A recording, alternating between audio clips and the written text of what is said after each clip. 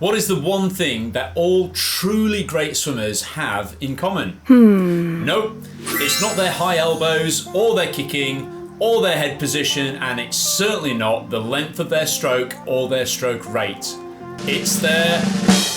Keep watching to find out in this, the final part in our 5-part swim smooth stroke correction hierarchy, as we consider what truly makes an efficient freestyle swim stroke. Oh, and be warned, this one's likely to offend, or at the very least challenge some popular worldviews on freestyle efficiency.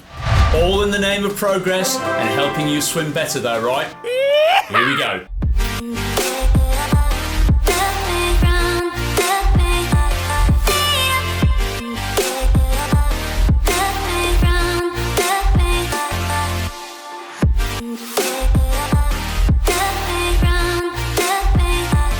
Welcome back, swimmers and coaches, to the 5th and final video in this series as we seek to provide you with a stroke correction hierarchy that makes logical sense for you to improve your swimming or that of someone you are coaching. So far, we've covered improving your breathing, reducing your drag, correcting your alignment, and powering your catch.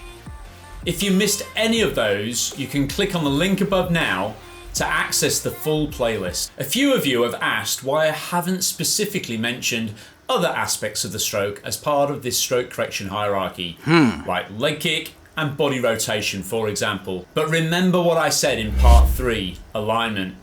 That great coaching is all about knowing what to leave out of the conversation as opposed to what to actually include. And that's very much the point here in this hierarchy.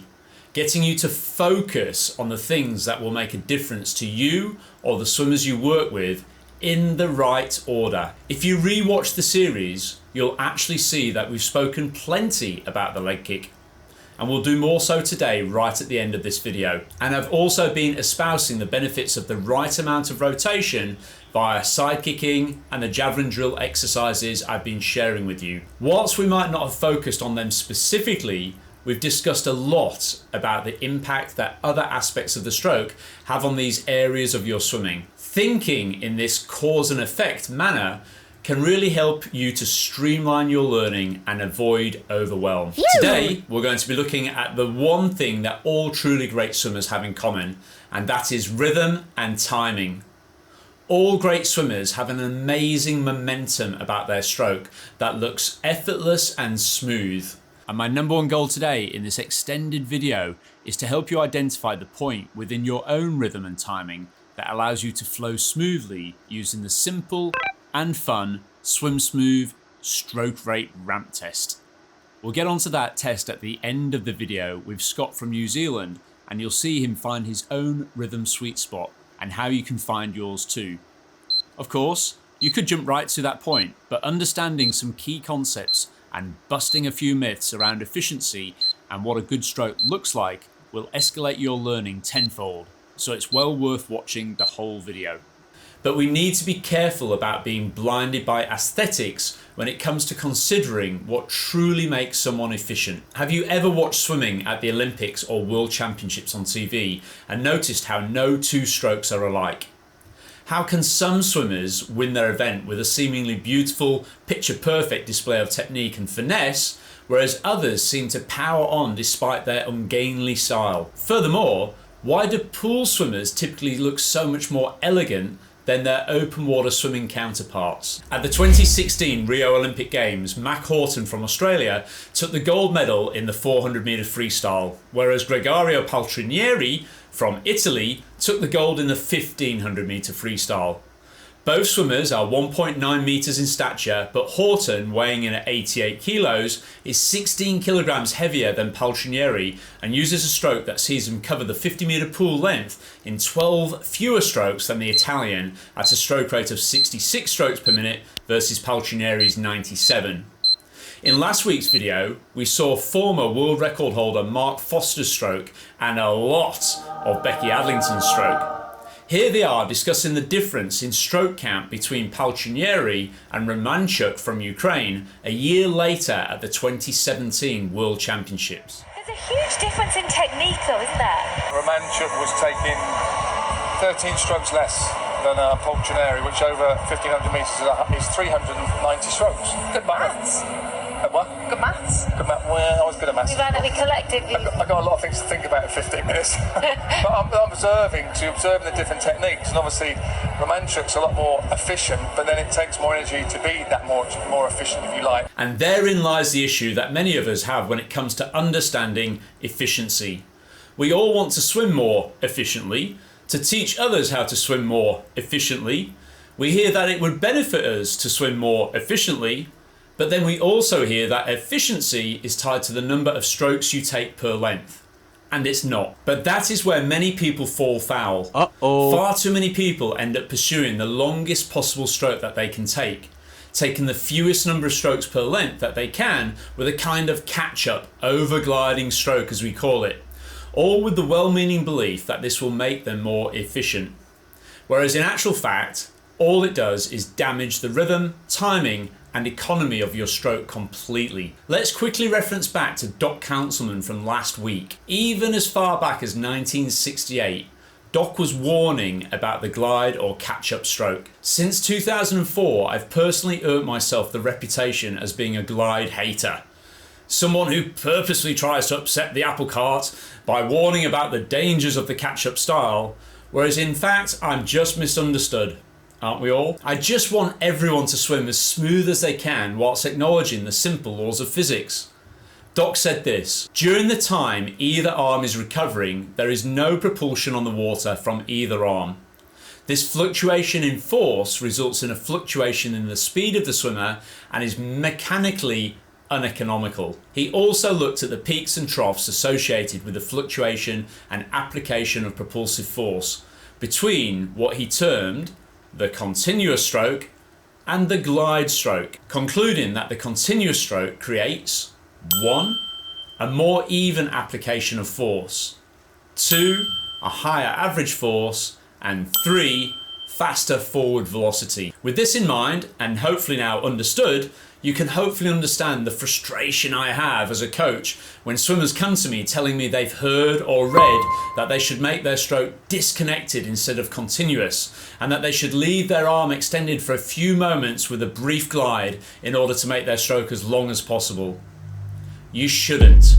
It actually ruins your economy. You can test this yourself by swimming with a swimming parachute tied around your waist and trying to firstly swim with a continuous stroke with no dead spots versus a catch-up stroke where you leave your arm extended whilst you glide as per the previous article instructed you to do so. Given that water is 800 times more dense than air, the last thing you want to be doing is pausing and gliding, especially when you have a parachute tied around your waist. If you do so, you'll feel the parachute tugging you back each time you pause. With a more continuous stroke, you'll feel more even tension on the cable, indicating you're closer to the holy panacea of perpetual motion or constant propulsion. It should be noted that even elite swimmers have peaks and troughs in their velocity during the stroke cycle. But if you can do all that you can to reduce the depths of the troughs, you'll be onto a bit of a winner. Okay, so you're not going to want to go that far. We're probably going to go for about 30 meters here. Okay. I'm going to get you up to speed, and by that I mean just do what you did in the first 25 there of this continuous stroke. Yep. You should feel constant tension on that cable, but as soon as I ask you to go back to doing this, you'll feel it starts to tug. Okay. And that is just simply showing those peaks and troughs that we saw on that little chart from Councilman.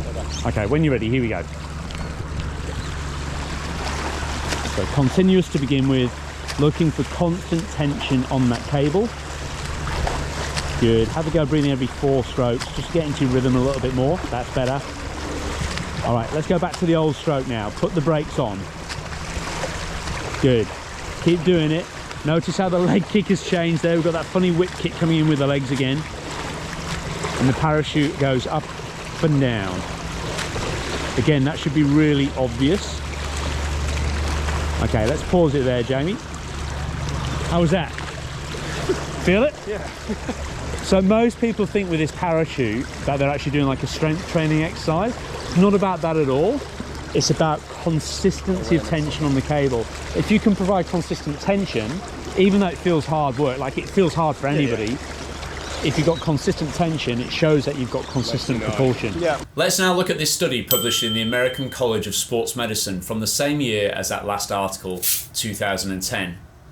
The study looked to consider the oxygen uptake response to stroke rate manipulation in freestyle swimming. Essentially, a group of competitive swimmers were assessed for their preferred stroke rate when swimming at a fixed speed in a flume tank, whilst their heart rate, oxygen consumption and kicking rate was recorded. Using a tempo trainer, the swimmers would have their stroke rate manipulated by -10 or 20% and equally by +10 or 20%. What this means is that they had to swim at the same speed but with a stroke rate either slower or faster than their preferred rate. A little like what might happen if you or your coach asked you to swim with a longer, slower stroke or a faster, shorter stroke for a sprint. At the slower stroke rates, an interesting observation was made in that the heart rate and oxygen consumption escalated much more than it did when the stroke rate was increased. Many people, yourself included, might be confused by this finding, thinking that surely if you were able to slow your stroke rate down and still swim at the same speed, then surely you'd be more efficient and economical. But that's not what the study found. The rationale here was that as swimmers slowed down their stroke rate and lengthened out their strokes, they end up kicking more to maintain speed. And it was this stronger kick that caused the oxygen consumption and heart rate to climb so much. Let's take the real world now. This would be like you doing that stroke count set you hate doing so much when you find out you've got the most number of strokes in your squad, right? Have you never paused though to consider and looked around your group and thought, yeah, but he's got much longer arms than mine, of course he's going to travel further on each stroke? Well, now you know why. It's no use increasing the length of your stroke if you have to kick harder to achieve it, and this is what Mark Foster was implying when he said that Romanchuk was more efficient, but that it takes more energy to be more efficient. Yep, confusing, I know. Now you could play devil's advocate here and say, yeah, but I've heard I should swim with a long glide and hardly any kick. Or a 2-beat kick, as we'll get onto in a moment. But then you'll just be swimming slower, and that's not great either. This is exactly what I observed when I coached Chelsea Sodaro to prepare and win the Hawaii Ironman World Championships in 2022. She'd been actively encouraged to slow down her stroke and glide more without recognising that this was why she was totally gassed when she got out onto the bike. Interestingly enough, Canadian Simon Whitfield, the 2000 Olympic triathlon champion, said this on that exact same point. Listening to an age group triathlon coach yell, "Kick harder and slow down your stroke," unless they are playing a game of do the opposite, this is bad advice. Thanks, Simon. So where does this leave us, and what do we need to do to improve our own rhythm and timing? What stroke rate is right for us, and how do we determine this? Should our stroke vary between the pool and open water? And what about all this talk of a 2-beat versus 6-beat kick? Firstly, we can get some reassurance from the updated version of the US Triathlete magazine that we looked at earlier, in which I'm quoted in 2015 as recognising the difference between the world's best pool and open water swimmers and the necessity as a triathlete or open water swimmer to consider that a higher stroke rate can help you adapt to any conditions, especially choppy waves and swimming around others. Equally, a year later, the update to that update now suggests that efficient swimmers don't glide, they reach.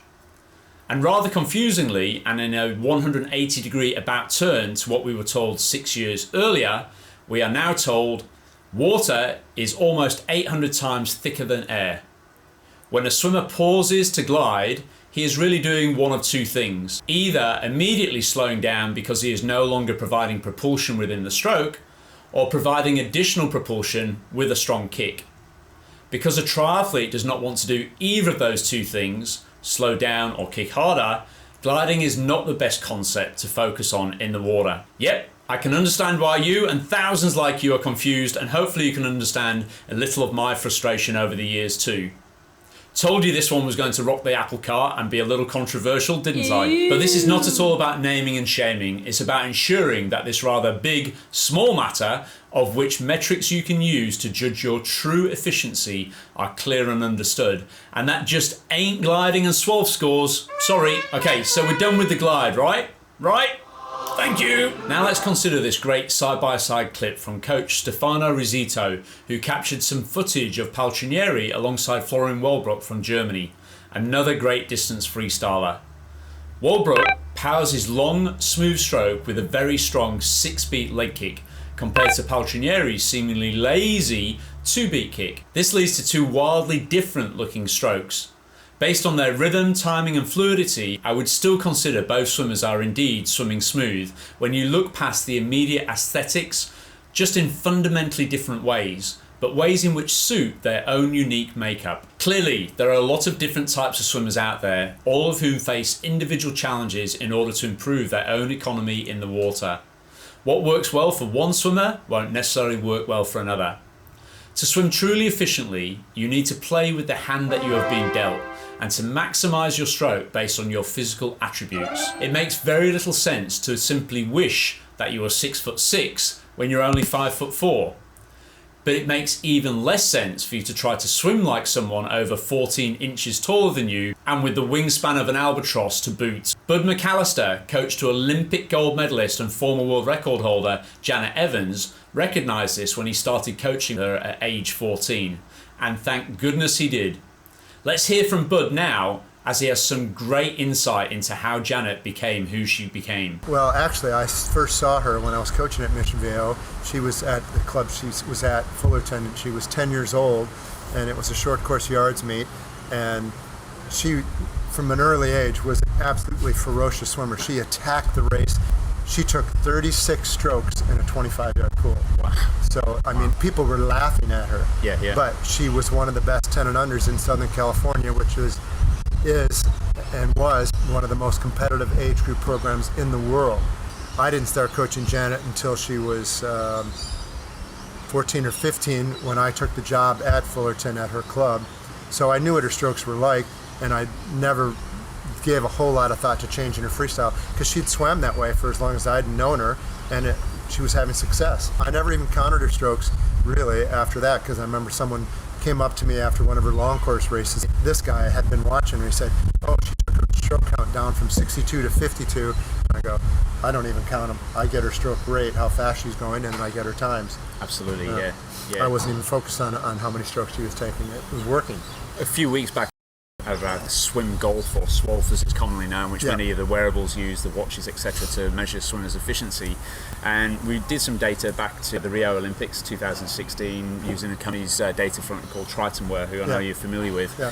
The stats showed there that Katie Ledecky, Adam Peaty, even Gregorio Paltrinieri actually had supposedly the least efficient freestyle swim strokes by counting strokes and relating to swim speed and stuff. There was even a report at the World Championships that Paltrinieri had taken 390 strokes more than Romanchek, who finished in second place. Talk about efficiency. Janet was tested at the Flume in Colorado Springs, probably right after the Olympics, and at that point she was the most efficient swimmer they had tested. Wow. But they're also looking at, I'm sure, cardiorespiratory. Yes, right? yes, because she absolutely. actually had a very high anaerobic threshold.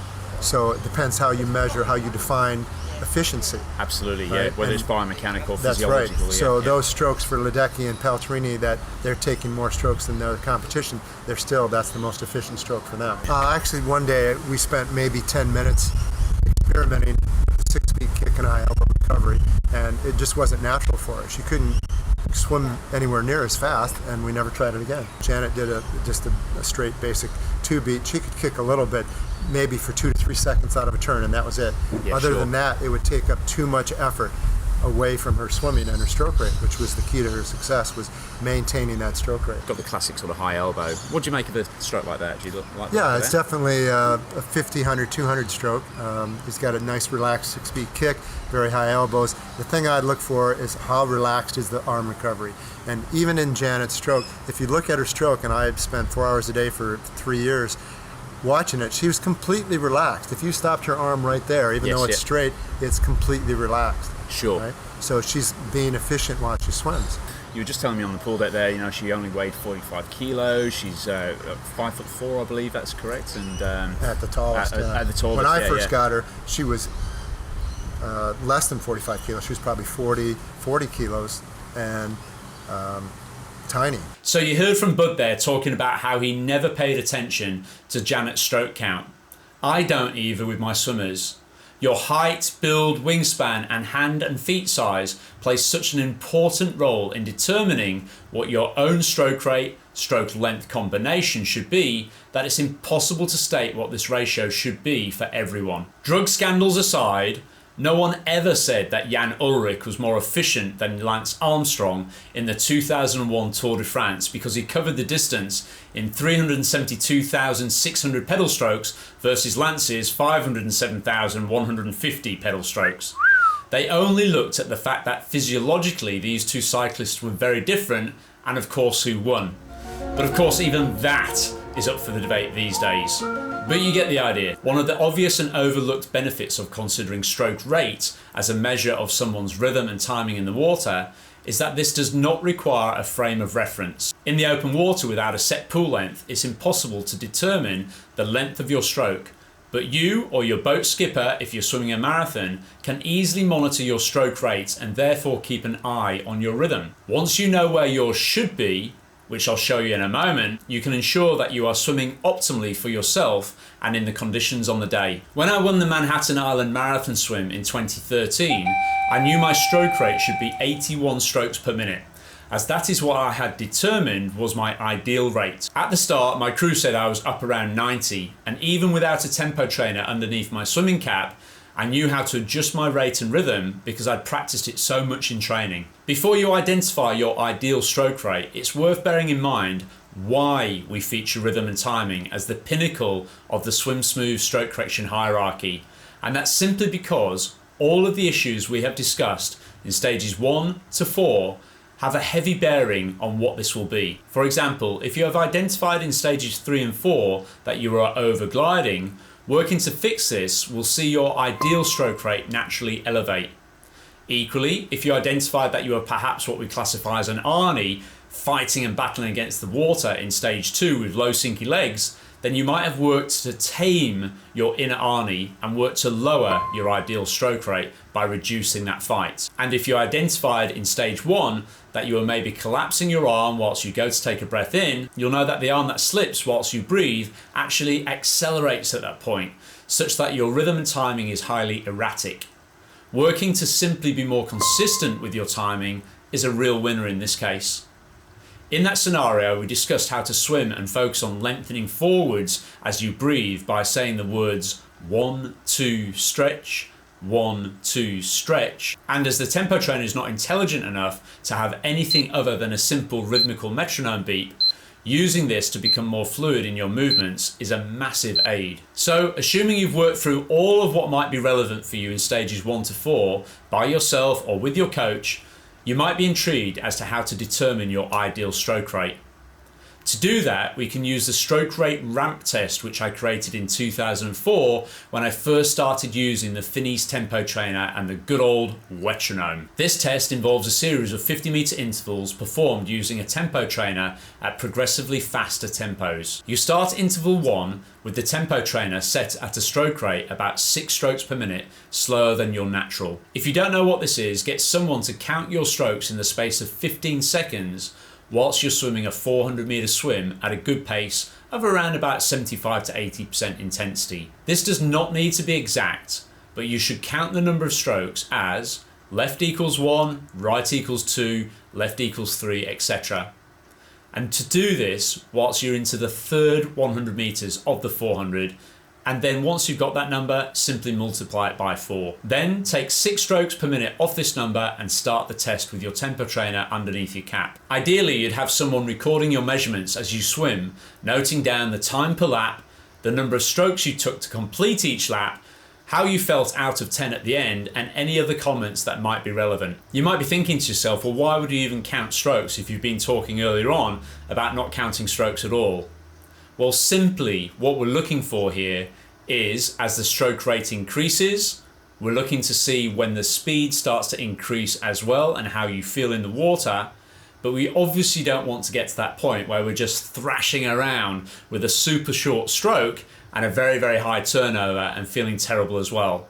And that's what this stroke rate ramp test is really good at identifying. You end up seeing almost like a bell curve. You'll get better and feel better up until a point, and then you'll tip over the edge and then start to feel worse. We're looking for that sweet spot. Once you get started, you'll progress each 50-meter interval by adding 3 strokes per minute to the beeper and then trying to swim your best stroke at this new rate. You should aim to complete about 8 to 10 of these intervals and then check the results. You could argue and say, well, why only swim 50 meter for the intervals and not 100 or 200?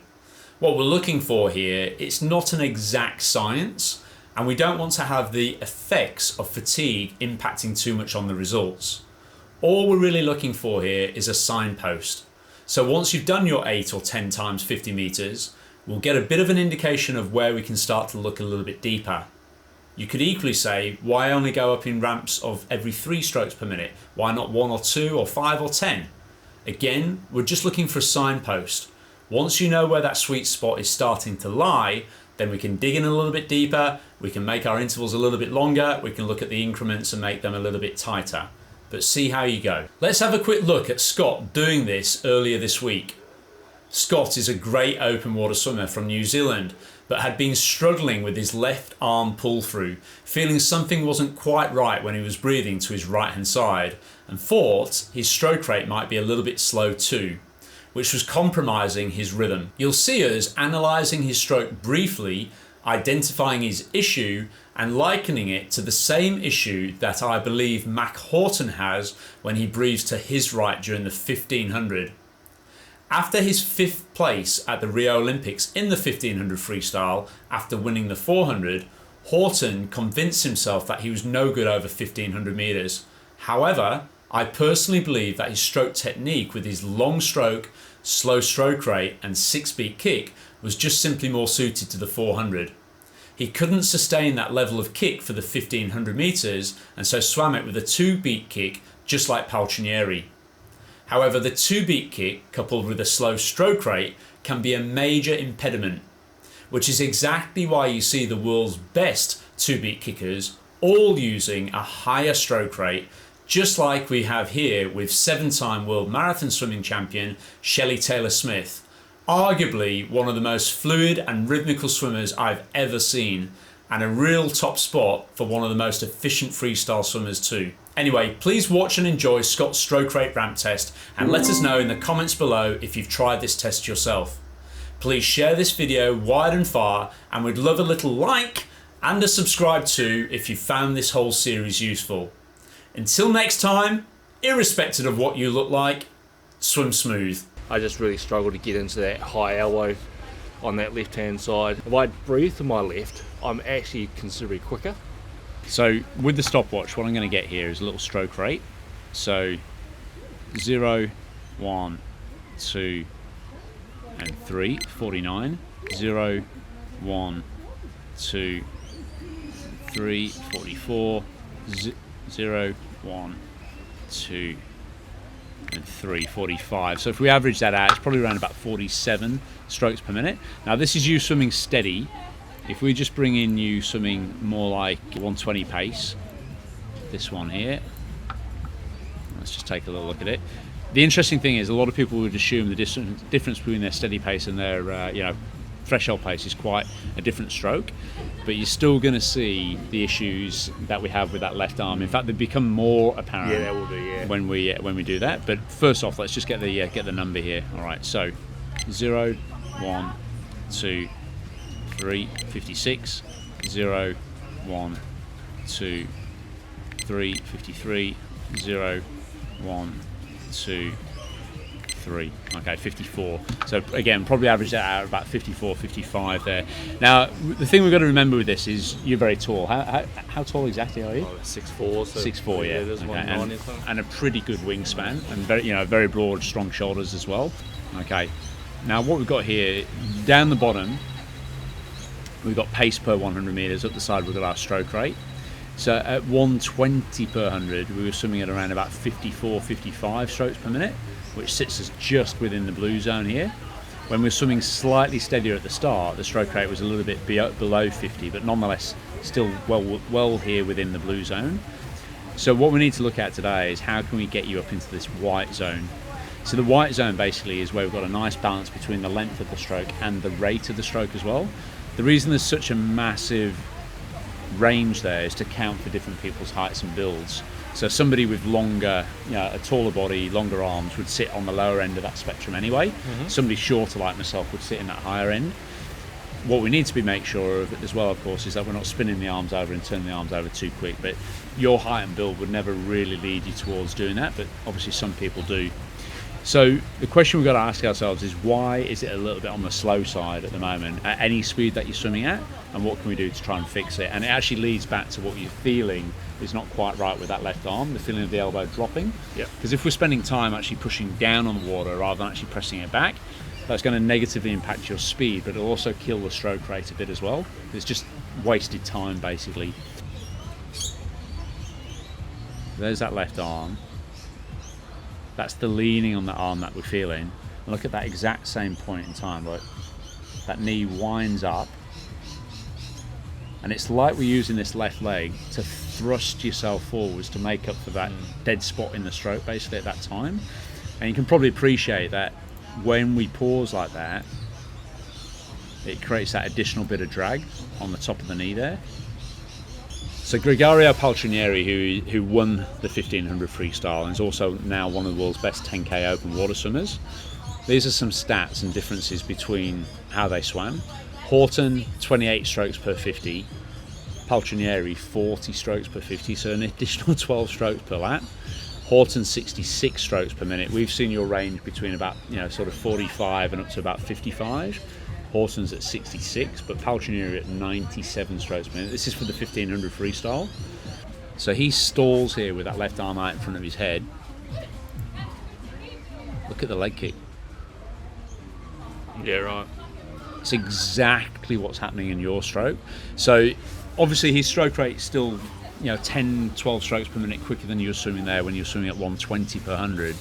But my argument here is that it's still too long for him. So yes, it looks nice and impressive and it's a long, smooth stroke, but you can't tell me that that's not creating a drag basically at the back end of the stroke.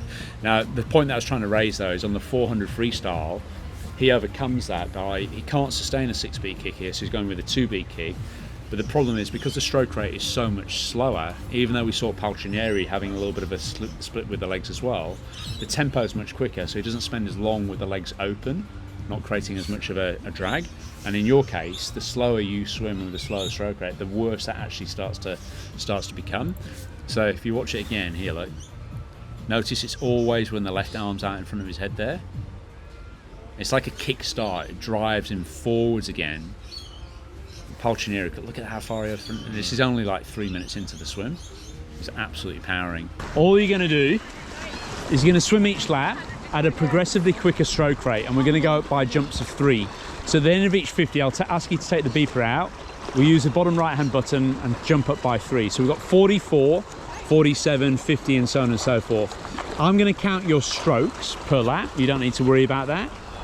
I'm going to time you for each lap. At the end of each lap, I'm going to ask you out of 10 what it felt like. So 10 out of 10 is very good. Obviously 1 out of 10 felt terrible, and any specific comments you might have. And I'm going to be recording this down here. All I'm going to get you to do is swim as best you can at every individual stroke rate based on what we've just been doing there to fix the stroke. So we're going to actively try to fix that left hand by thinking about the way it goes into the water, fingertips first. Alrighty, on this first one then, when you're ready mate, over to you.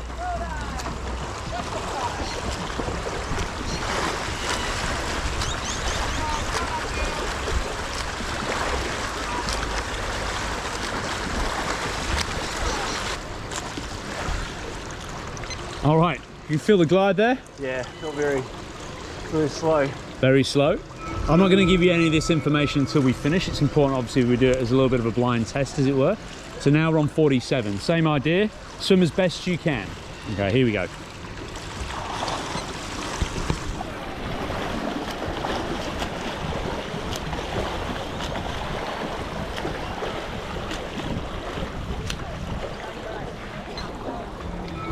So here we go, now at 50, over to you when you're ready.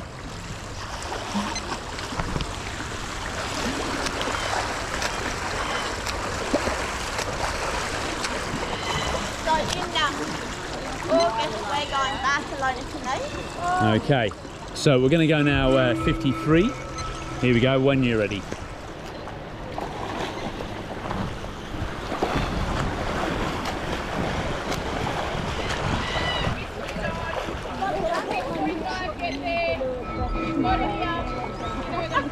Okay, 56 when we're ready. Here we go.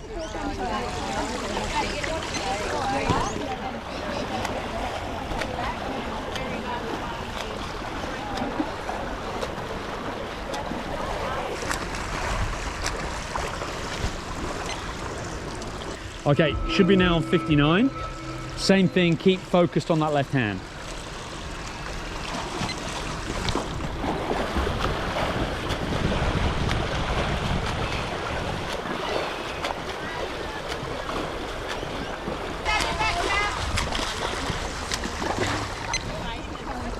So what this little ramp test will end up showing, without giving too much away, is a sweet spot. A very clear sweet spot in your case. I'll just show you on the camera there, look. A very clear sweet spot where you are swimming really quite economically, but beyond that point, it's going to start to deteriorate, just like below that point, which is where you were at, where it's just too slow and too much of a pause down. And in your case, it's only the difference of literally, yeah, 1 or 2 strokes per minute. It's so subtle, but it's important that we find that spot. So it should be 62 now. When you're ready, focus on that left hand.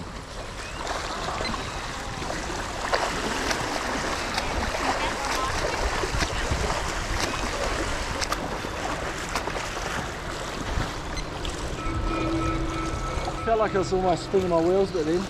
Okay, so what I'm going to get you to do now, we're going to go 65. We've got 3 left to do, 65, 68, 71. All right, when you're ready, here we go.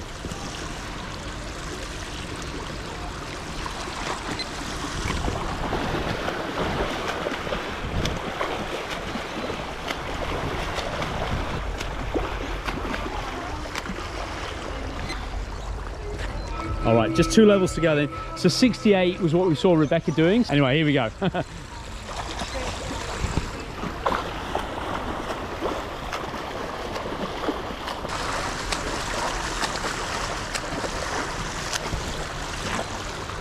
Believe it or not, there was 1/100th of a second difference between those last 2. All right, here we go. When you're ready, 71, let's go.